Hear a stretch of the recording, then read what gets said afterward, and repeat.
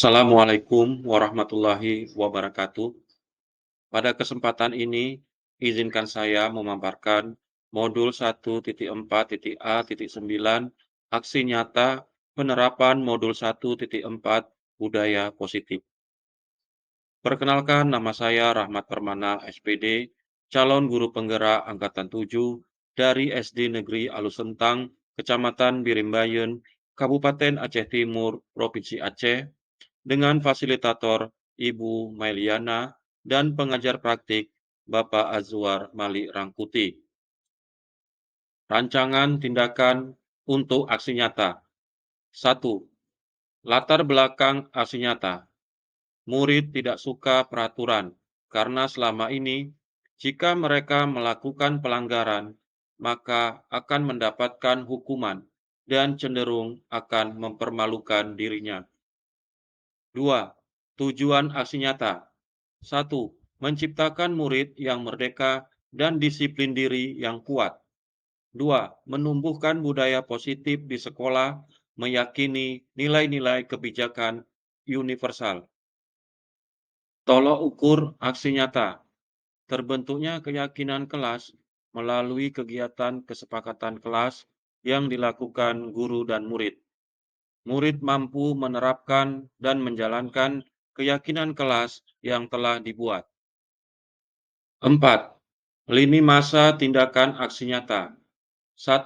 Menghadap kepala sekolah untuk menjelaskan pentingnya penanaman budaya positif dan keyakinan kelas di sekolah, serta meminta izin untuk mendiseminasikan bersama rekan guru. 2. Mengumpulkan rekan guru untuk melakukan diseminasi pemahaman materi budaya positif, yaitu keyakinan kelas dan segitiga restitusi. 3.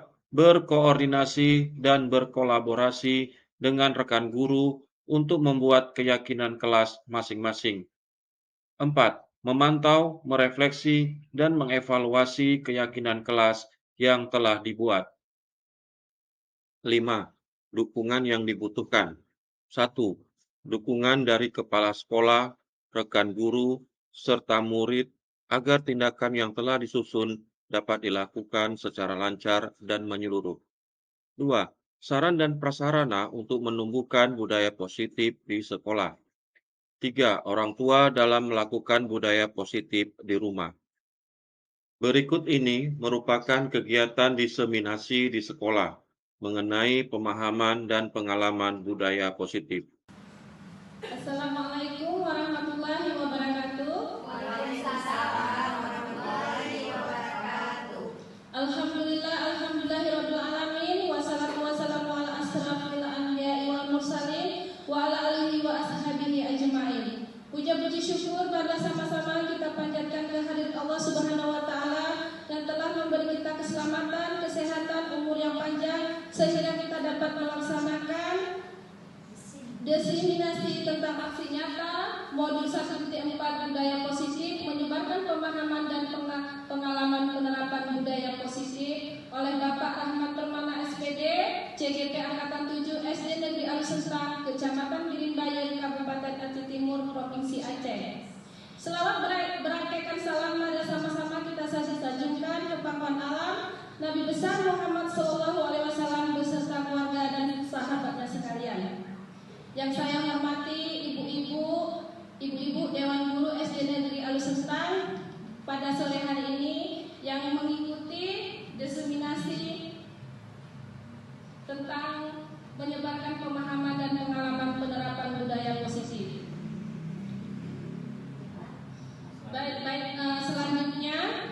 Selanjutnya kepada Bapak Rahmat Permana SPD kami persilahkan untuk memaparkan tentang diseminasi menyebarkan pemahaman dan pengalaman penerapan budaya positif.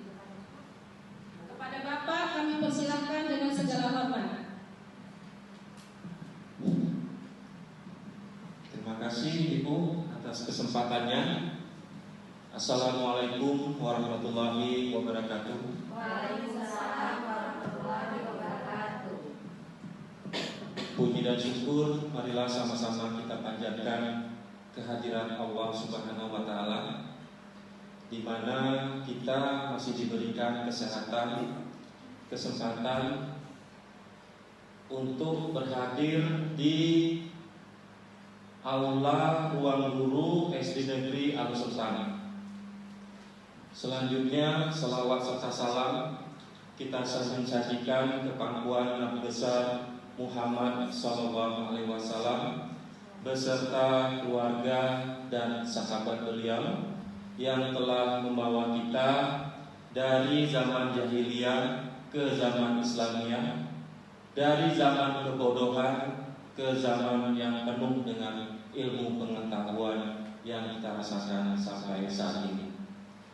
Yang saya hormati ibu-ibu Dewan Guru SD Negeri Al-Sultan yang telah berhadir mengikuti kegiatan tugas dari saya selaku calon guru penggerak angkatan 7, yaitu mengenai materi aksi nyata modul 1.4 budaya positif dengan bertemakan menyebarkan pemahaman dan pengalaman penerapan budaya positif. Ibu-ibu sekalian yang saya hormati, pada kesempatan ini saya harus menyampaikan atau memperkenalkan diri saya.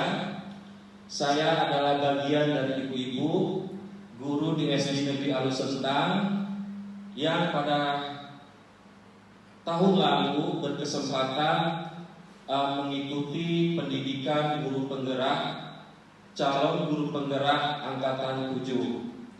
Nah, pada hari ini ibu-ibu, saya diberikan tugas untuk menyampaikan pemahaman budaya positif yang sebelumnya telah saya diskusikan di ruang Zoom meeting bersama fasilitator dan juga pengajar praktik. Nah, jadi di sini saya perkenalkan juga fasilitator saya, yaitu Ibu Mailiana SPD MM, dan pengajar praktiknya Bapak Azwar Malik Rangkuti SPD. Nah, beliau berdua yang telah membimbing kami dalam diskusi-diskusi dan tugas-tugas eksplorasi konsep di LMS. Jadi di sini saya harus melakukan aksi nyata tentang penerapan budaya positif. Baik, kita lanjutkan ke slide berikutnya.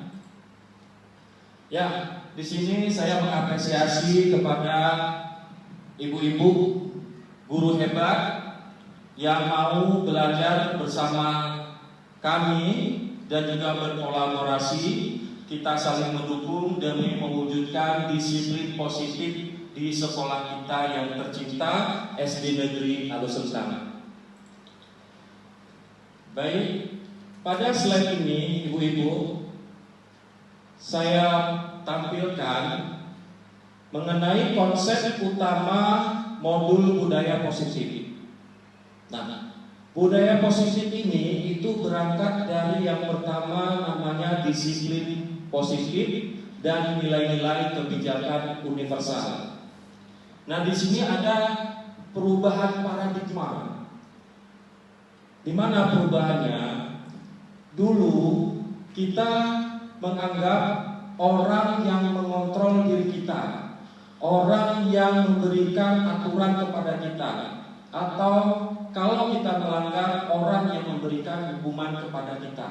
Nah, di budaya positif guru penggerak ini, paradigma itu sudah dirubah menjadi kita sendirilah yang memegang kendali, mengontrol diri kita untuk bersikap disiplin. Nah, jadi bagaimana perubahan ini terjadi? Perubahan ini terjadi mengingat menimbang kalau disiplin itu hadir dari guru, orang tua atau pihak lain untuk si murid, disiplin itu tidak bisa bertahan lama, hanya pada saat itu saja. Nah, sekarang disiplin itu dirubah, itu hadir dari dalam diri murid tersebut. Jadi disiplin mereka itu akan menjadi lebih lama atau sampai akhir hayat. Karena apa? Karena hadir dalam dirinya sendiri. Nah, selanjutnya makna disiplin itu adalah mendisiplinkan seseorang. Karena kita di sekolah itu berarti mendisiplinkan murid dan juga mendisiplinkan guru. Nah, semua ini maknanya disiplin itu harus hadir dari dalam diri kita, dari motivasi kita yang disebut dengan motivasi intrinsik, motivasi yang hadir dalam diri sendiri. Nah itu, jadi perubahan paradigmanya disiplin itu harus terkendali dari diri sendiri, dan maknanya disiplin itu kita lakukan juga dari dalam diri kita sendiri tanpa ada pengaruh dari orang lain. Tujuannya apa? Supaya disiplin itu bertahan lama, tidak saat mereka hanya mendapatkan hukuman saja. Selanjutnya, nilai-nilai kebajikan universal. Nah, jadi Bapak Ibu mungkin sudah pernah mendengar namanya profil pelajar Pancasila. Di sini ada 6 pilar yang menjadi identitas bagi pelajar yang memiliki nilai-nilai Pancasila. Nah, itu yang pertama, beriman, bertakwa kepada Tuhan Yang Maha Esa dan berakhlak mulia, sampai ke bernalar kritis. Ini 6 pilar profil pelajar Pancasila. Selanjutnya di poin 1.3.2, IPU Previous Program atau PMP. Nah, sikap murid. Jadi di sini ditekankan sikap murid memiliki rasa toleransi, rasa hormat, rasa integritas. Selanjutnya sampai komitmen. Nah, ini semuanya termasuk dalam kebajikan universal. Kenapa dinamakan kebajikan universal? Artinya sesuatu hal yang baik dan sudah diakui secara umum. Jadi universal itu artinya umum. Jadi tidak lagi ada debat pada kebajikan ini. Semua orang setuju dengan kebajikan ini. Contoh, sikap murid bertoleransi. Misalnya si A dengan si B bertoleransi dalam hal menghormati si A melakukan ibadah menurut agamanya. Nah, si B juga dia harus memiliki rasa toleransi terhadap si A untuk melakukan ibadah sesuai dengan agama. Nah, ini toleransi ini merupakan kebajikan universal yang tidak dapat lagi kita persoalkan. Nah, inilah yang namanya kebajikan universal, kebajikan yang sudah dipatuhi oleh semua orang. Selanjutnya, kebajikan universal itu juga ada di 9 pilar karakter. Nah, sini ada cinta Tuhan dan segenap ciptaannya atau makhluknya, sampai dengan toleransi, kedamaian, dan kesatuan. Nah, itu tadi. Jadi ada dari profil pelajar Pancasila, ada dari YPY dan 9 pilar karakter. Selanjutnya, ada petunjuk seumur hidup dan keterampilan hidup, lifelong guideline and skill life skill. Nah, ini adalah keterampilan hidup. Jadi manusia itu harus memiliki rasa dapat dipercaya, memiliki sikap dapat dipercaya, memiliki sikap pendengar yang aktif, memiliki sikap memberikan yang terbaik dari dirinya sendiri, dan selanjutnya. Terus ada petunjuk hidup. Nah, dia berdua ini itu ada satu tujuan dalam hidupnya, itu menjadi orang yang peduli, orang yang memiliki keingintahuan, orang yang ingin memiliki kesabaran, terus sampai menjadi orang yang ingin bertanggung jawab. Nah, itu menjadi petunjuk hidupnya. Terus ada lagi The Seven Essential Virtues, ya. Nah, ini anak itu memiliki sikap empati, toleransi, sampai dengan keadilan. Terus ada lagi The Virtues Project, proyek nilai-nilai kebajikan. Nah, anak juga memiliki rasa peduli, terus terang, menjaga kebersihan, terus sampai menjadi orang yang memiliki pengertian. Nah, di satu bagian sampai di bagian ini itu ada nilai-nilai yang sama. Nah, itu tidak mengurangi dari bagian-bagian yang sudah ada. Berarti sudah terjadi sinkronisasi antara bagian yang lain ada, di bagian lain mungkin tidak ada. Tapi maksud dan tujuannya sama, yaitu nilai-nilai kebajikan. Nah, di standar pendidikan nasional kita, nah ini diharapkan sekolah memiliki lingkungan yang positif.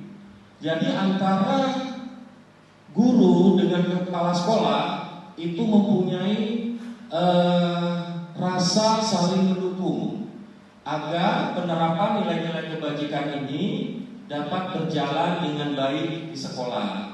Jadi tentunya ada kolaborasi sesama guru untuk menerapkan nilai-nilai positif atau nilai-nilai kebajikan tadi di sekolah.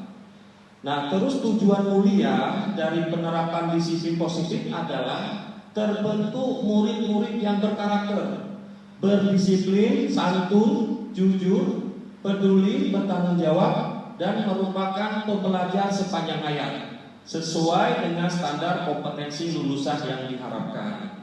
Nah, jadi tujuan mulia dari penerapan disiplin positif atau budaya positif ini, nah itu tujuannya untuk mengangkat murid ini menjadi manusia yang mulia dan berkarakter. Karena apa? Karena memiliki nilai-nilai kebajikan ini. Nah, selanjutnya di bagian 2 dari konsep utama modul budaya positif itu ada namanya teori motivasi, hukuman, penghargaan, dan restitusi. Nah, ini menjadi pertanyaan besar bagi kita. Teori motivasi itu seperti apa? Nah, teori motivasi itu ada 3 motivasi perilaku manusia. Teori pertama, manusia itu termotivasi untuk menghindari ketidaknyamanan atau hukuman. Nah, dia pasti mempunyai motivasi, jangan sampai aku kena hukuman, jangan sampai aku kena marah, jangan sampai aku tidak nyaman dengan kondisi ini. Nah, itu ada motivasi pada diri manusia. Artinya cari selamat, cari tempat yang nyaman. Nah, itu. Yang kedua, teori kedua, manusia itu termotivasi untuk mendapatkan imbalan atau penghargaan dari orang lain. Nah, jadi mungkin ada orang melakukan sesuatu itu karena mengharapkan imbalan, mengharapkan pujian, atau mengharapkan penghargaan dari orang lain. Nah, itu motivasi orang melakukan sesuatu.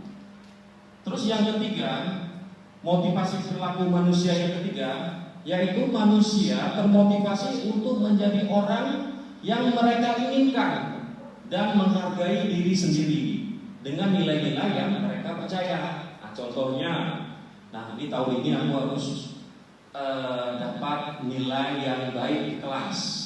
Nah, itu dia termotivasi untuk menjadi orang yang bisa dihargai, baik dari dirinya sendiri maupun dari orang lain, baik guru atau teman. Nah, contoh lagi misalnya di lingkungan masyarakat, ada orang yang mungkin cenderung ingin menjadi orang yang berpengaruh, baik di desa, di daerah ataupun maupun di provinsi.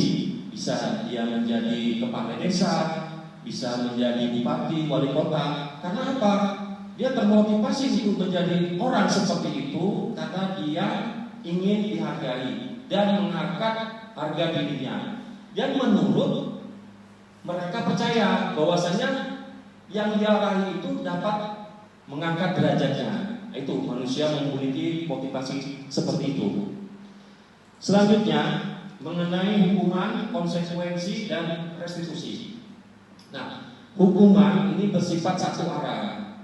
Jadi biasanya murid itu menerima hukuman dari guru, dari kepala sekolah, ataupun dari peraturan yang sudah dibuat.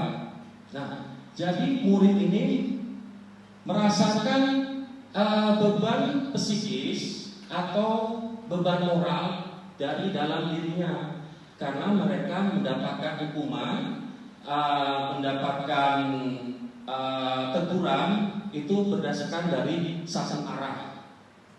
Terus yang kedua itu ada namanya konsekuensi. Nah, konsekuensi ini berbeda dengan hukuman.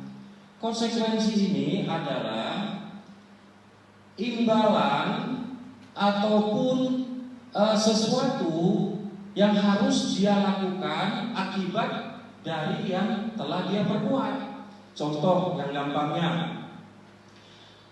murid atau si A, murid kelas 6 misalnya. Si A ini menumpahkan air di dalam kelas atau di ruangan kelas secara tidak sengaja. Nah, begitu. Kalau menurut konsekuensi harus ada tindakan imbal balik bagi si A tadi yang menumpahkan air tadi walaupun tidak sengaja. Contohnya apa konsekuensinya? Dia harus membersihkan tempat yang basah tadi akibat air yang dia tumpahkan. Nah, itu konsekuensi. Nah, terus ada lagi misalnya guru olahraga. Si A ini terlambat masuk sekolah pada saat jam pertama pelajaran olahraga. Nah, karena terlambat, si A tadi ini ya disuruh membersihkan WC atau kamar mandi. Nah, iya, tapi ya bentuknya sama seperti imbalan atau dia berbuat salah, dia juga harus bertanggung jawab. Memang seperti konsekuensi, tapi itu tidak tepat. Kenapa? Konsekuensi ini diberikan pada murid yang sesuai dengan pelajarannya.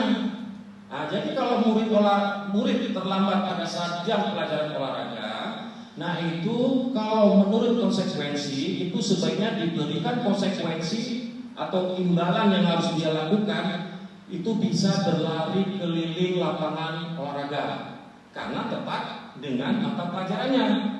Terus bagaimana kalau kejadian itu pada saat pada pelajaran matematika? Nah, jika terlambat pada saat mata pelajaran matematika, nah itu bisa diberikan konsekuensinya melakukan perkalian untuk membayar atau melunasi akibat keterlambatannya itu. Jadi konsekuensi di sini maksudnya sesuatu yang diberikan kepada murid disesuaikan dengan pelajaran pada saat kejadian itu. Nah, itu yang namanya konsekuensi. Kalau di luar itu larinya ke nomor 1 menjadi hukuman. Nah, itu akan menjadi hukuman. Nah, jadi itulah gambaran seperti konsekuensi. Nah, jadi Ibu sudah tergambar ini Bu ya, mana yang hukuman, mana yang konsekuensi. Ya. Selanjutnya ada yang namanya restitusi. Restitusi berbeda lagi antara hukuman dengan konsekuensi. Restitusi itu adalah proses menciptakan kondisi anak pada saat dia berbuat salah. Nah, itu kita luruskan dari kesalahannya itu. Supaya apa? Supaya mereka berbuat tidak salah lagi. Nah, cuman restitusi ini dia prosesnya, hasilnya itu lebih lama dibandingkan dengan hukuman ataupun konsekuensi. Nah, contohnya seperti apa restitusi? Contohnya begini. Seandainya kita ada aturan bahwasanya anak yang tidak memakai atribut sekolah pada saat upacara bendera, itu aturan kita berdiri di depan lapangan. Nah, karena kita akan menggunakan restitusi, nah si anak ini kita berikan prosesnya. Contohnya, kenapa kamu nak tidak memakai topi? Padahal kan ini hari Senin. Seharusnya kamu tahu bahwa ini hari kita melaksanakan upacara bendera. Atribut sekolah harus lengkap. Nah, tentu si anak menjadi bingung karena kita tegur akibat tidak menggunakan topi. Nah, terus kita masuk lagi ke pertanyaan selanjutnya. Apa menurut kamu nak yang kamu tidak lengkapi dari atribut kamu ini? Nah, di sini anak mulai terarah. Pastinya dia akan menjawab, saya Pak lupa memakai topi. Nah, terus kita bertanya lagi. Jadi nak, kamu sudah tahu kan aturan sekolah kita pada hari Senin harus memakai topi? Ya Pak, saya tahu. Ya Bu, saya tahu. Nah, terus bagaimana dengan sekarang kamu tidak pakai topi? Ya Bu, saya minta maaf, saya tidak pakai topi. Nah, ya jadi ini kamu kan sudah berbuat kesalahan. Nah, di sini kita harus melakukan validasi untuk anak, bahwasanya jangan kita sudutkan. Kita sampaikan, banyak nak teman-teman kamu yang dulu juga membuat kesalahan. Tujuannya apa? Supaya mereka anak yang salah tadi ini tidak tersudutkan, tidak terpojok. Nah, tapi menurut kamu telah melanggar aturan apa atau nilai kebajikan apa? Saya tidak mematuhi aturan sekolah Bu, saya tidak mematuhi aturan sekolah Pak. Nah, sekarang untuk kedepannya itu bagaimana supaya kamu tidak terjadi seperti ini lagi sampai lupa bawa topi. Nah, disinilah kita memberikan kesempatan si anak untuk menyampaikan idenya, pendapatnya, bukan dari kita. Walaupun kita tahu, kamu nanti harus ini. Nah, ini tidak boleh.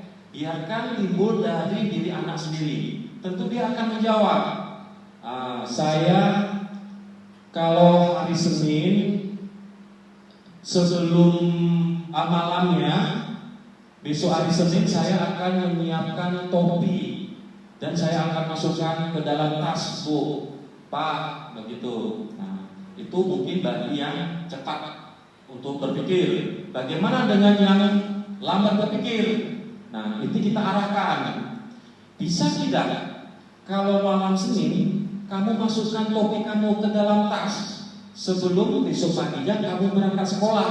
Kita pertanyakan seperti itu. Nah, bisa Bu, bisa Pak. Nah, coba tadi bagaimana menurut kamu yang Ibu sampaikan tadi? Tadi Ibu bilang bahwasanya saya malam Senin harus memasukkan topi ke dalam tas supaya besok pagi saya tidak lupa membawa topi ke sekolah. Nah, inilah yang dinamakan dengan restitusi. Tujuannya untuk memunculkan satu motivasi di dalam diri anak tersebut. Nah, bagaimana dengan hukuman aturan tadi sekolah bahwasanya yang tidak pakai topi kita berdiri di lapangan. Nah, lama-lama aturan awal bagi si anak yang lupa topi itu jangan lagi kita berdirikan dia di depan lapangan. Karena kalau kita tetap lakukan itu berarti kita memberikan hukuman. Nah, tapi kan sudah terjadi restitusi.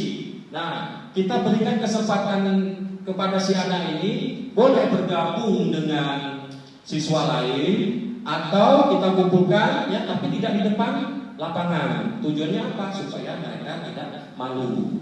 Nah, itu. Nah, inilah macam-macam restitusi yang sudah saya rangkum dalam penyampaian tadi. Nah, selanjutnya ini ada namanya identitas gagal, ibu-ibu. Jadi identitas gagal itu datangnya dari hukuman. Kenapa?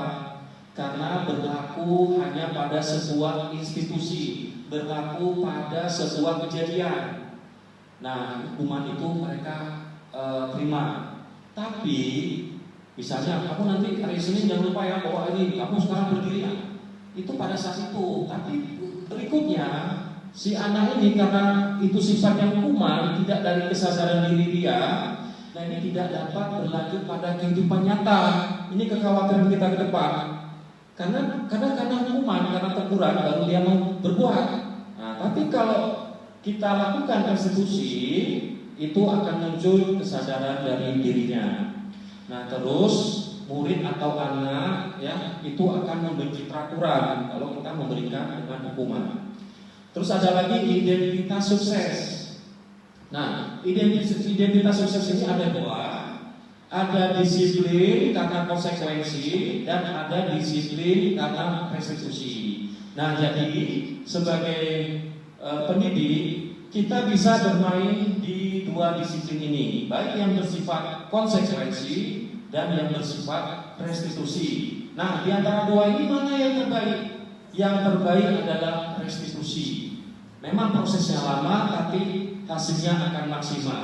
Kenapa restitusi? Karena dia fokus pada pemecahan masalah dan dalam jangka waktu panjang. Kalau anak itu berbuat lagi, kita lakukan lagi seperti itu, pengulangan lagi.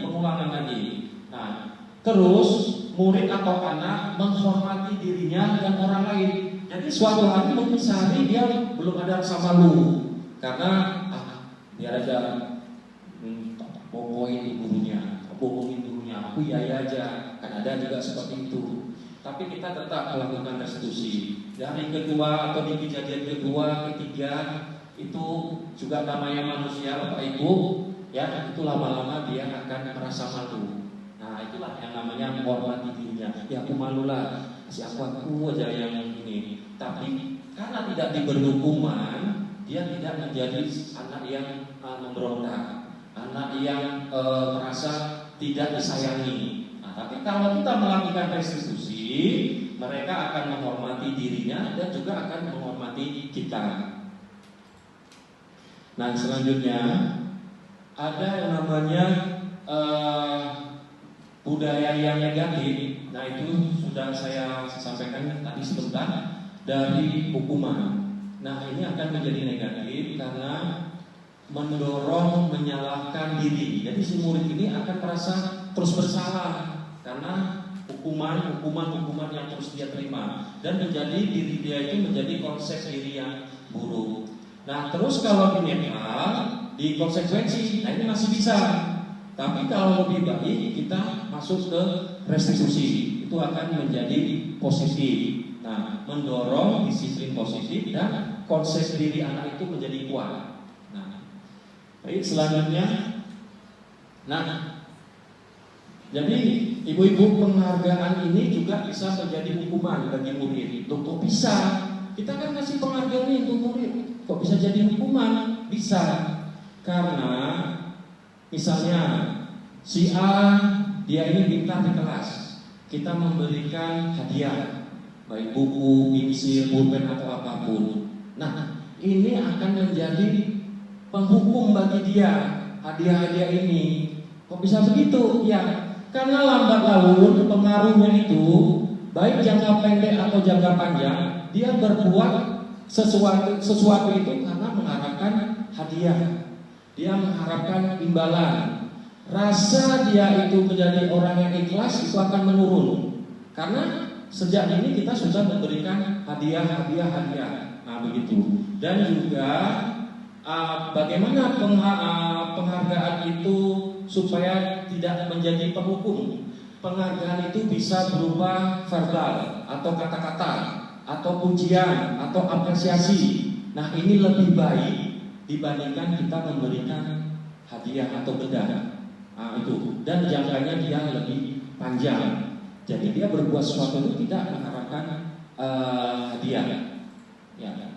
Selanjutnya ada yang ketiga, keyakinan kelas. Jadi nilai-nilai kebajikan itu kita bawalah ke kelas menjadi keyakinan kelas atau kesepakatan kelas. Nah, nanti Bapak Ibu bisa lihat saya tempel di dinding ada di kelas 6A, 6B, 5A, 5B sudah saya tempel. Itu hadirnya dari mana kesepakatan kelas? Dari hasil musyawarah dengan murid. Bukan saya buat sendiri. tidak boleh ribut di kelas. Bukan. Itu hasil interview dengan anak-anak. Saya tanya ke mereka, di kelas apa yang perlu kita sepakati supaya kelas menjadi nyaman. Nah, itulah hasilnya, bisa Bapak Ibu lihat. Oke, selanjutnya. Nah, perlu kita sadari Ibu-ibu bahwasanya manusia itu memiliki kebutuhan dasar. Yang pertama, kebutuhan bertahan hidup. Yang kedua, kasih sayang dan rasa diterima. Yang ketiga, penguasaan. Keempat, kebebasan. Kelima, kesenangan. Ini kebutuhan dasar manusia. Jadi murid juga memiliki kebutuhan ini, memiliki kebutuhan yang 5 ini. Dia mungkin bandel di kelas, berarti salah satunya ini tidak terpenuhi kebutuhannya.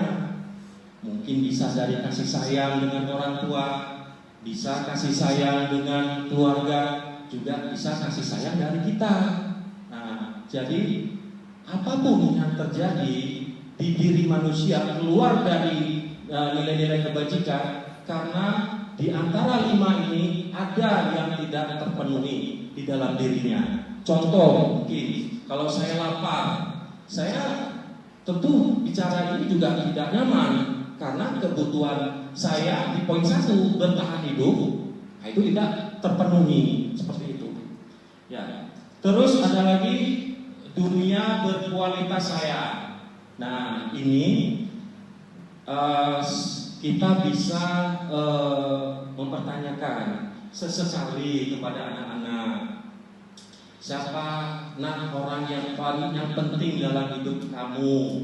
Nah, dia akan bercerita, saya orang yang penting dalam hidup saya, ayah, ibu, atau kakek, atau nenek, atau tante, atau om. Itu dia akan bercerita. Kita bisa memberikan pertanyaan-pertanyaan ini. Tujuannya apa? Supaya terjadi hubungan emosional antara kita selaku pendidik dengan murid kita. Nah, terus sampai apa yang paling bermakna dalam hidupmu. Nah, ini tidak perlu rutin kita lakukan. Ini kalau lebih efektif bisa di awal tahun ajaran baru. Nah, ini tujuannya apa? Ada kedekatan kita dengan anak, atau dengan anak kita sendiri di rumah. Nah, kita bisa lakukan ini. Itu karena kita sebagai guru, satu sisi kita sebagai guru mengajar anak orang, di rumah kita juga mengajar anak sendiri. Jadi kita mempunyai 2 dimensi. Nah, terus yang kelima, restitusi.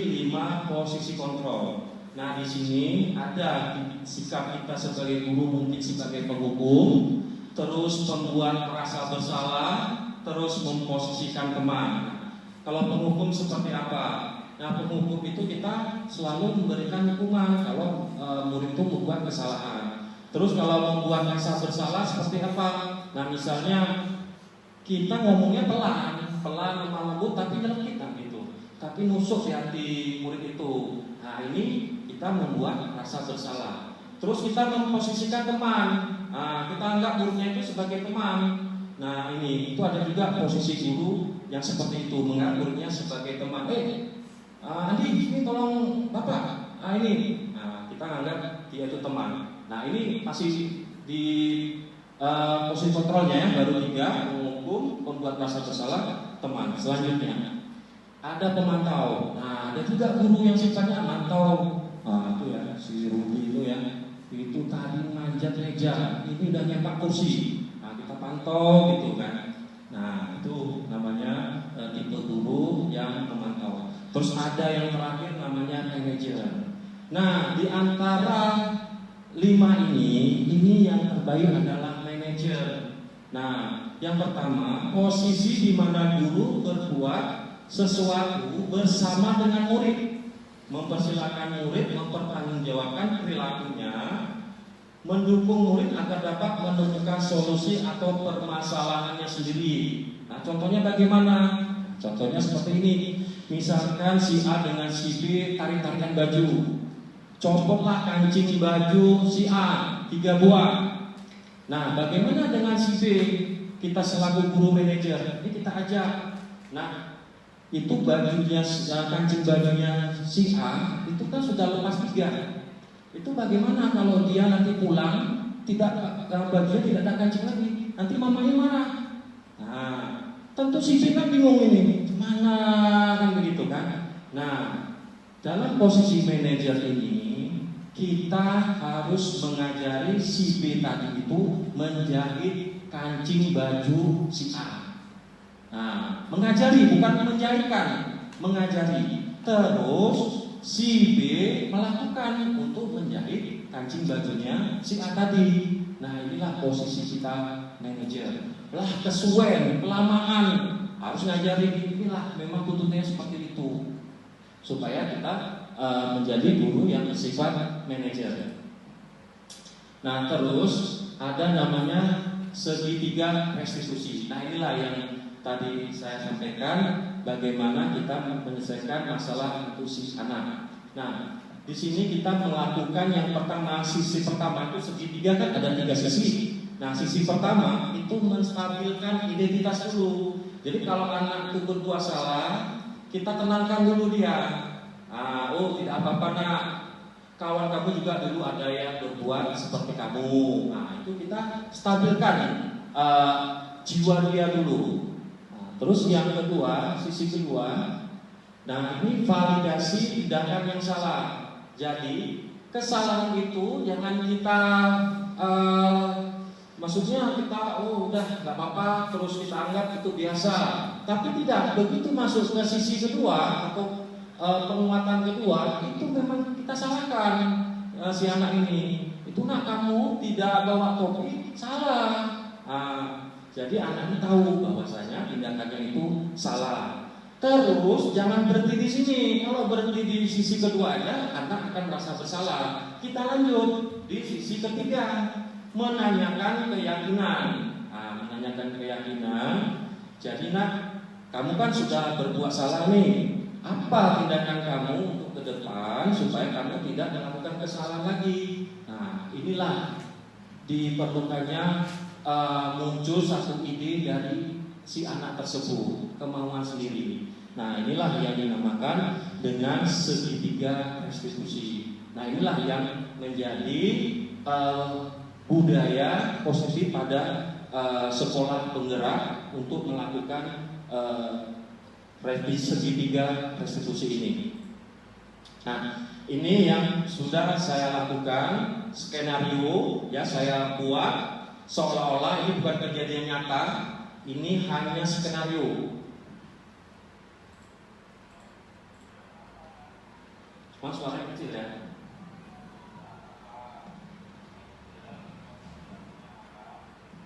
Bisa dengar ya?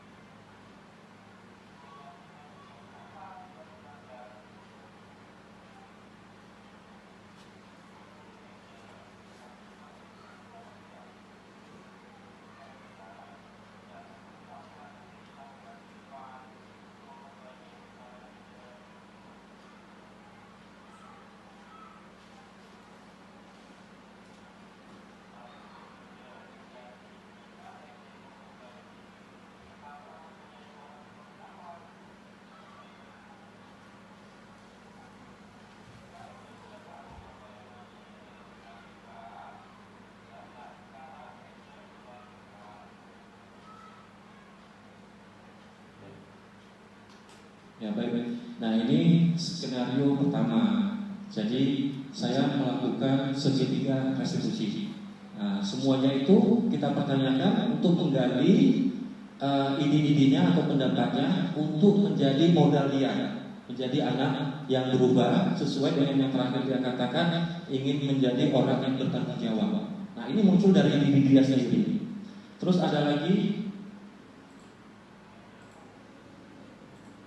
skenario yang kedua. Ini tidak kejadian nyata ya Ibu, ini skenario saya.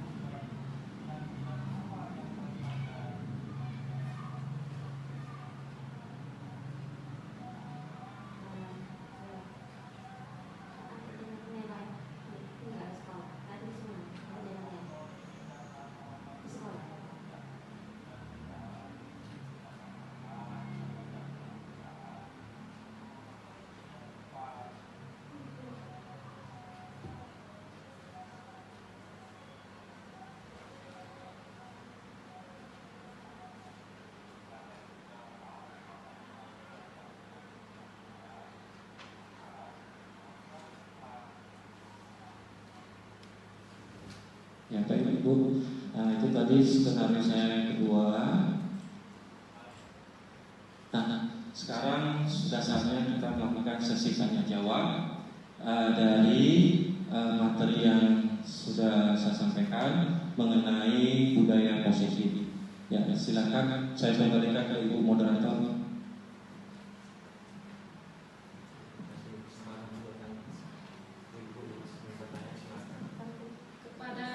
Saya ucapkan terima kasih kepada Bapak Rahmat SPD yang telah memaparkan materi tadi. Kepada Ibu Dewan Guru,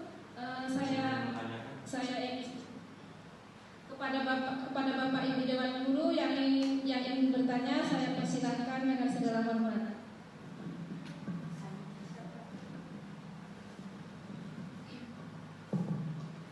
Assalamualaikum warahmatullahi wabarakatuh. Waalaikumsalam warahmatullahi wabarakatuh. Perkenalkan, nama saya Sri Cantik. Terima kasih sudah memberikan kesempatan untuk saya bertanya pada sesi ini. Yang ingin saya tanyakan kepada Bapak adalah bagaimana, apakah kami sebagai seorang pengajar atau guru yang memberikan penghargaan secara verbal kepada siswa-siswa kami itu sudah benar adanya? Terima kasih Bapak. Ya, baik, itu langsung saja saya jawab. Jadi kalau Ibu memberikan penghargaan kepada murid Ibu melalui apresiasi atau ucapan-ucapan atau secara verbal, ini sudah tepat kan? Sudah tepat. Karena di sini kita tidak memberikan berupa benda atau barang, tapi memberikan suatu apresiasi. Nah, mungkin Ibu memberikan apresiasi, misalnya anak ini di depan kelas waktu menjawab soal benar, Ibu memberikan jempol saja kepada anak, itu sampai kapanpun dia ingat Ibu. Tapi kalau Ibu kasih sesuatu benda, habislah itu. Nah ini, jadi itu sangat benar Ibu ya. Penghargaan yang Ibu berikan secara apresiasi berupa pujian, simbol jempol, ataupun Ibu berikan semangat, motivasi, itu sangat benar Ibu. Itu sangat sesuai untuk membangkitkan motivasi anak. Terima kasih kepada Ibu Lisa. Siapa lagi yang mau bertanya? Saya persilahkan. Assalamualaikum warahmatullahi wabarakatuh. Nama saya Sasta Aini. Saya ingin bertanya, Bagaimana segitiga restitusi dapat menjadikan murid melakukan disiplin dari dalam diri sendiri? Ya. Jadi jika murid berbuat kesalahan itu menurut dari budaya positif ini, ya itu bukan dari saya itu ya, dari budaya positif itu jangan langsung kita berikan hukuman. Ya, misalnya dia lupa mengerjakan PR, itu ya contoh ya, lupa mengerjakan PR, udah langsung di depan kelas sana, tidak mengerjakan PR. Nah ini keliru ibu, itu kita berarti memberikan hukuman. Nah jadi ini seandainya kita balik ibu, dia jadi guru, kita jadi muridnya. Nah kita kan juga malu kalau kita diperlakukan oleh guru kita seperti itu. Nah sekarang kalau mereka berbuat seperti itu, tidak membuat PR, nah itu kita tanyakan dulu apa yang melatar belakangi dia ini sampai tidak membuat PR. Ini maaf bu, kadang-kadang dia tidak membuat PR, mungkin dia jaga mamanya sakit tadi malam. Kita tidak menanyakan alasan dia itu tidak membuat PR. Nah, jadi caranya bagaimana kalau kita melakukan dengan segitiga restitusi? Kita tanyakan, kenapa kamu tidak mengerjakan PR? Tentu kan dia jawab, maaf Pak, saya tidak sempat buat PR karena malam saya jaga mama saya sakit. Nah, itu ini kita cerita yang ringan dulu. Nah, udah kamu tahu kan kalau membuat PR itu salah? Tahu Pak? Nah, salahnya seperti apa? Nah, ini kita tadi kita stabilkan jiwanya dulu. Terus yang sisi kedua kita kasih tahu bahwa itu salah, bukan kita benarkan. Yang dia tidak buat itu salah. Nah, ini sisi yang kedua. Terus sisi yang ketiga, nah sekarang supaya kamu ke depan bisa buat PR, bagaimana caranya? Kan begitu, ya Pak. Besok kalau kalau mama saya sakit lagi, saya tidak mau lagi jaga mama malam, biar bapak saya atau abang saya jaganya sore aja supaya malam saya bisa buat PR. Nah seperti itu. Jadi kita hanya menanyakan, dia yang memberikan solusi. Nah seperti itu. Kesalahan tetap salah, tidak boleh kita benarkan. Nah segitiga restitusi ini harus selesai. Sisi 1, sisi 2, sisi 3 harus selesai. Nah begitu Ibu. Terima kasih Ibu. Terima kasih kepada Ibu Santa. Siapa lagi yang ingin bertanya? Saya persilakan. Assalamualaikum warahmatullahi wabarakatuh. Waalaikumsalam warahmatullahi wabarakatuh. Nama saya Isnaya. Saya akan bertanya dari paparan Bapak tadi. Berdasarkan pengalaman yang kami lakukan, jika anak tidak memakai atribut sekolah, jika kita berikan hukuman berdiri di depan, karena menurut kami itu lebih efektif. Bagaimana dengan hal ini? Ya Bu. Jadi Bu, ada orang-orang bilang ya yang dulu sekolah udah lebih dulu dari kita itu mengatakan bahwasanya dulu kalau sama guru yang dulu kita dimarah, kita nggak ada istilahnya dendam. Kalau kita ngadu di rumah malah ditambahin lagi sama mama sama bapak kita, arti ditambahin nanti dimarah lagi. Nah begitu. Nah tapi sekarang kalaulah kita berbuat kesalahan, kenapa kok anak menjadi melawan atau apa? Nah, jadi konteksnya begini, seperti yang Ibu tanyakan tadi, bagaimana dengan anak yang tidak lengkap atributnya pada saat sekolah? Padahal kami merasa efektif itu.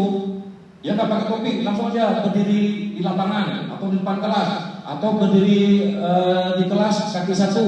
Nah, begitu. Itu lebih efektif. Besok kapok dia. Gak mau lagi dia. Benar Ibu, saya gak menyalahkan, benar. Karena juga saya merasakan sekolah zaman dulu seperti itu, benar. Cuma sekarang juga kita tahu juga kalau anak dimarah kita ngomong sama orang tuanya bukannya dimarah, malah dibelain. Nah seperti itu. Jadi ini kan menjadi suatu hal yang juga repot bagi guru. Nah jadi kalau kita ada anak lupa dengan atribut lengkapnya, nah itu kita lakukan kembali Ibu dengan segitiga restitusi. Nah, kita pertanyakan, misalkan atributnya yang lupa, misalnya dasi, ataupun dia lupa pakai kaos kaki, ya, atau tidak pakai kaos kaki, bukan lupa. Nah, ini Ibu kita pertanyakan dengan segitiga restitusi lagi Ibu. Kenapa kamu tidak memakai kaos kaki? Nah, gitu. Dan kita tanya juga tidak di depan kelas Bu, kita panggil masuk ke dimana di ruangan guru yang 4 mata. Tujuannya apa? Supaya anak ini tidak malu. Nah itu, jadi tidak kawan-kawan lain tidak tahu. Pernah kejadian, saya cuma nanya aja, gitu kan. Memang karena anak lain merasa aneh, dikerubungin Bu. Mau ada apa. Jadi si anak akan menjadi malu. Nah jadi kasus Ibu tetap dilakukan dengan segitiga restitusi. Menanyakan kenapa dia tidak memakai kaos kaki atau tidak pakai dasi, terus kita salahkan dia. Ini salah. Ini salah. Bahwasanya kamu tidak mematuhi tata tertib sekolah. Nah, terus kita tanyakan ke dia, apa solusimu nak supaya kedepannya kamu tidak lupa lagi memakai kaos kaki? Tentu dia akan memberi respon. Kalau dia tidak merespon, mungkin lambat, anaknya mungkin lama untuk berpikir, kita bantu. Besok mungkin bisa mengulangi lagi Ibu jangan terus merasa besok sudah berhasil ini. Kata Pak Ahmad pakai S3 restitusi cokcer besok sudah anaknya nggak gitu lagi. Belum juga Ibu, kita lihat dulu progresnya. Mungkin dia mengulangi lagi, ketiga mengulangi lagi. Cuman tadi sudah saya sampaikan, di diri manusia itu ada rasa malu. Dia akan menghargai dirinya sendiri. Nah itu, insya Allah Bu, restitusi itu bisa untuk memberikan kepada anak untuk berubah. Nah demikian Ibu, terima kasih. Terima kasih kepada Bu Sena. Selanjutnya siapa lagi yang mau bertanya? Assalamualaikum warahmatullahi wabarakatuh. Waalaikumsalam. Saya Eka Deviani ingin bertanya Pak, mengapa anak yang diberi penghargaan berupa barang itu tidak baik untuk budaya posisi? Baik Ibu. Jadi kita memberikan sesuatu itu kalau sifatnya benda, mungkin kalau segala sesuatu itu dia harus melakukan itu harus kita berikan imbalan. Ini mereka akan menjadi anak yang materialistis. Nah ini di misalkan di sekolah, di kelas, misalkan kita suruh buat anak besok kamu buat keterampilan ini ya.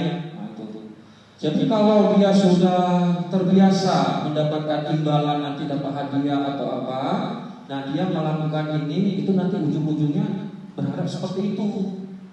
Tidak ada lagi rasa tanggung jawabnya, rasa dia itu saya ini melakukan ini untuk diri saya, itu tidak ada lagi karena dia sudah berharap dengan hadiah. Selama memang itu kita sudah paham ini memang dia butuhkan, nah itu. Tapi bukan dari sesuatu yang dia lakukan. Kamu kalau bisa ini, saya kasih hadiah ini. Itu konteksnya tidak boleh seperti itu. Konteksnya tetap pujian, tapi kalau kita melihat dia itu butuh, berikan pada waktu yang lain. Tidak pada konteks dia itu melakukan sesuatu di kelas. Seperti itu. Nah, mungkin ada pertanyaan lain lagi?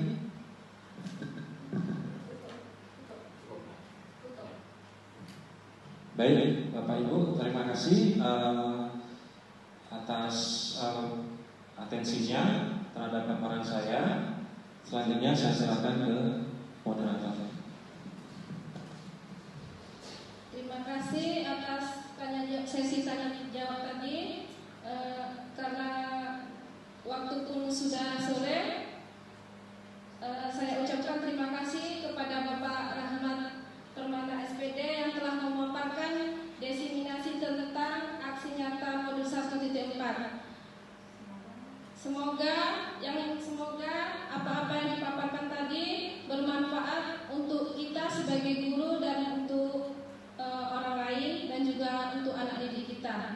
Saya sebagai moderator mengucapkan ribuan terima kasih dan mohon maaf atas segala kekurangan. Saya akhiri dengan wabillahi taufiq wal hidayah. Assalamualaikum warahmatullahi wabarakatuh. Waalaikumsalam warahmatullahi wabarakatuh.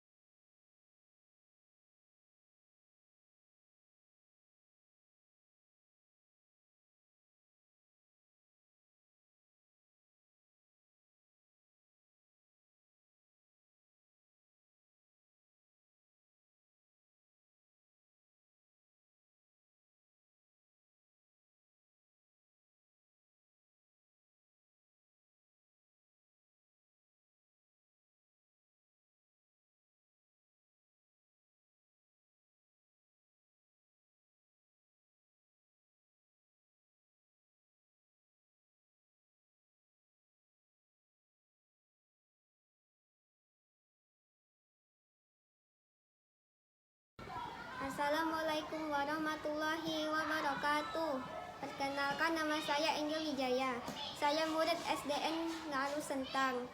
Saya merasa senang karena saya tidak dihukum karena tidak mengerjakan PR.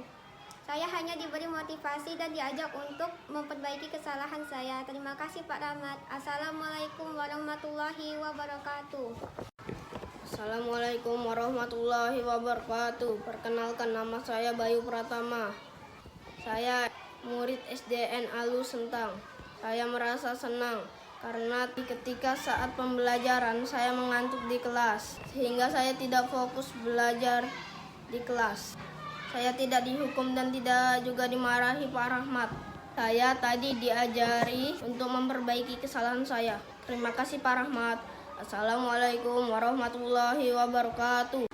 Bismillahirrahmanirrahim. Assalamualaikum warahmatullahi wabarakatuh. Saya Serimpi SPD, rekan guru Pak Rahmat Permana SPD di SD Negeri Alu Sentang.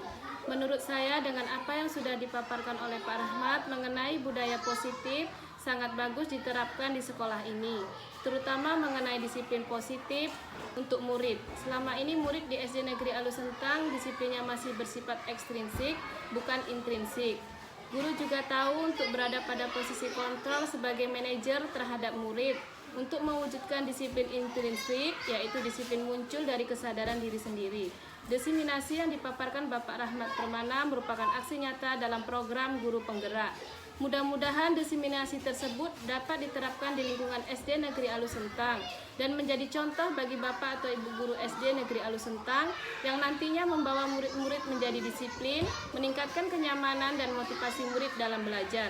Selanjutnya, capaian pembelajaran lebih meningkat untuk prestasi murid. Selamat kepada Pak Rahmat telah melaksanakan diseminasi dengan baik, lancar dan tanpa halangan suatu apapun.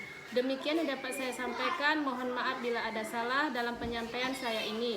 Assalamualaikum warahmatullahi wabarakatuh.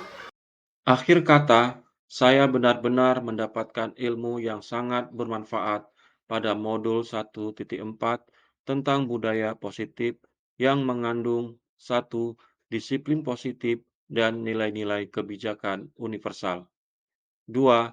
Teori motivasi, hukuman, penghargaan, dan restitusi. 3. Keyakinan kelas. 4. kebutuhan dasar manusia dan dunia berkualitas. 5. Restitusi, 5 posisi kontrol. 6. Restitusi, segitiga restitusi. Telah saya diseminasikan di sekolah demi mewujudkan profil pelajar Pancasila. Semoga Bapak dan Ibu guru dapat menerapkan budaya positif untuk masa depan murid, agar menciptakan generasi sukses mandiri dan sukses bermasyarakat. Pada akhirnya, murid dapat meraih kebahagiaan di dunia dan kebahagiaan di akhirat. Begitu sulit lupakan murid, karena muridku baik. Begitu susah cari gantinya, makanya harus dituntun. Buah mentimun, buah sirsa, guru menuntun, guru penggerak. Salam hangat, Rahmat Permana SPD. Assalamualaikum warahmatullahi wabarakatuh.